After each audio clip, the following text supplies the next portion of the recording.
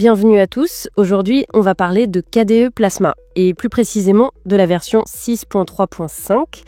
C'est la toute dernière mise à jour de la série 6.3. Elle sort juste avant la 6.4 qu'on attend pour mi-juin, c'est ça? C'est tout à fait ça.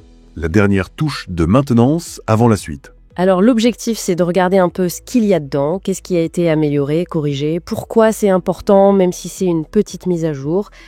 On va se concentrer sur la stabilité, le peaufinage. Oui, c'est souvent dans ces versions dites mineures qu'on trouve des corrections très appréciables. Commençons peut-être par le côté visible, l'interface. Même des petites choses, ça peut compter. Bah oui, l'aspect visuel, c'est la première chose qu'on voit. Le thème par défaut, Breeze, il a eu quelques ajustements. Ah oui? Pas une révolution, j'imagine? Non, c'est très subtil. C'est plus de l'affinage, quoi.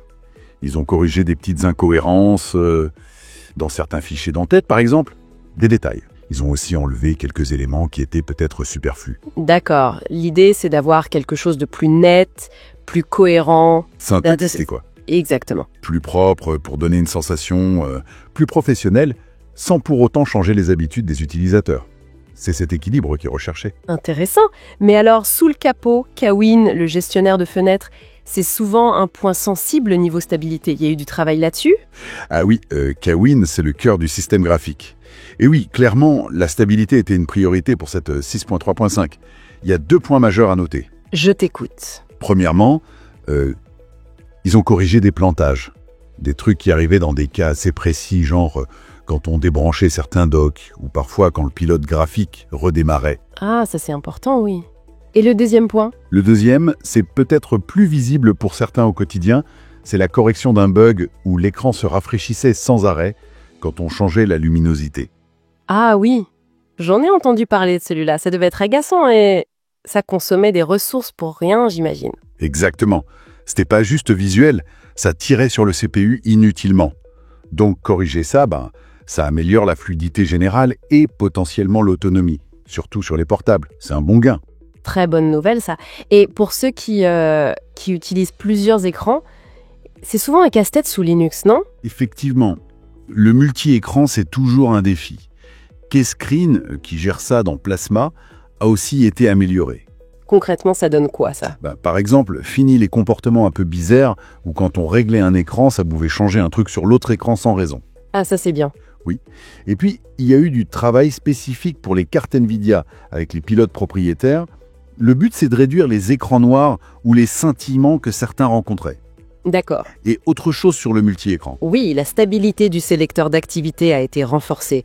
C'est utile pour ceux qui organisent leur travail avec plusieurs bureaux virtuels ou activités. En gros, tout ça rend Plasma plus solide, plus fiable, notamment pour des usages un peu plus poussés, un peu plus pro. On sent bien l'accent mis sur la robustesse, c'est clair. Et au niveau des plus petits éléments, les widgets, les petites applications intégrées, souvent, c'est là que les détails font la différence au jour le jour. Tout à fait. L'expérience utilisateur, c'est aussi une somme de petits détails. Et il y a eu pas mal de petits ajustements. Comme quoi, par exemple? Alors, le widget Note, il n'a plus de restriction de taille bizarre. Celui pour la météo, il retient enfin correctement si on préfère les degrés Celsius ou Fahrenheit. Ah, enfin! Oui. Pour Discover, le centre logiciel, l'indicateur qui dit qu'une mise à jour est en cours est plus fiable. Et aussi, le texte est plus lisible quand on fait des mises à jour hors ligne, même si la fenêtre est petite. Et les notifications? Les notifications aussi ont été un peu polies, meilleur affichage de certains caractères spéciaux, et le défilement est plus fluide. Voilà, c'est plein de petites touches comme ça qui, mises bout à bout, rendent l'utilisation plus agréable. Donc, si je résume un peu, Plasma 6.3.5, c'est vraiment une version de consolidation.